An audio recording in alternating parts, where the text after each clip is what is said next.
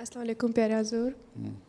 میرا یہ سوال تھا کہ کیا یہ سچ بات ہے کہ ہماری شروع سے اللہ تعالیٰ نے جوڑیاں بنائی ہوتی ہیں؟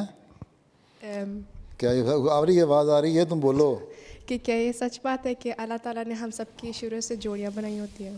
جوڑیاں بنی ہوتی ہیں.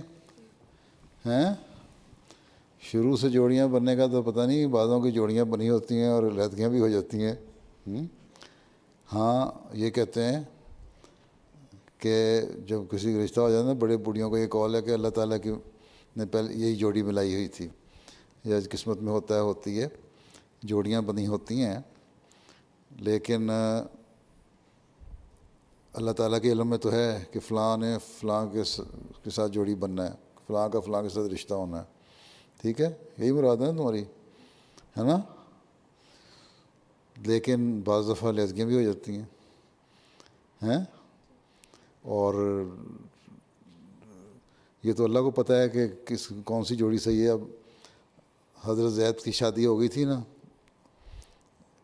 وسلم کی ایک کزن سے کروائی تھی آپ نے، پھر نئی شادی قائم رہی تو پھر طلاق بھی ہو گئی.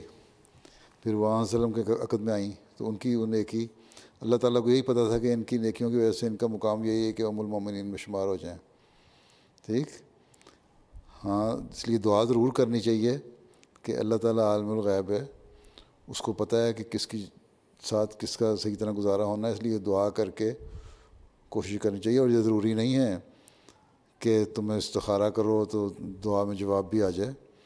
استخارے کا مطلب ہے خیر مانگنا اللہ تعالیٰ سے. خیر مانگنی چاہیے کہ اللہ تعالیٰ کے نزدیک اگر بہتر ہے تو ہو جائے. لیکن بعض دفعہ دعاؤں میں کمی رہ جاتی ہے، جس کی وجہ سے پھر بعض میں مسائل بھی پیدا ہو جاتے ہیں.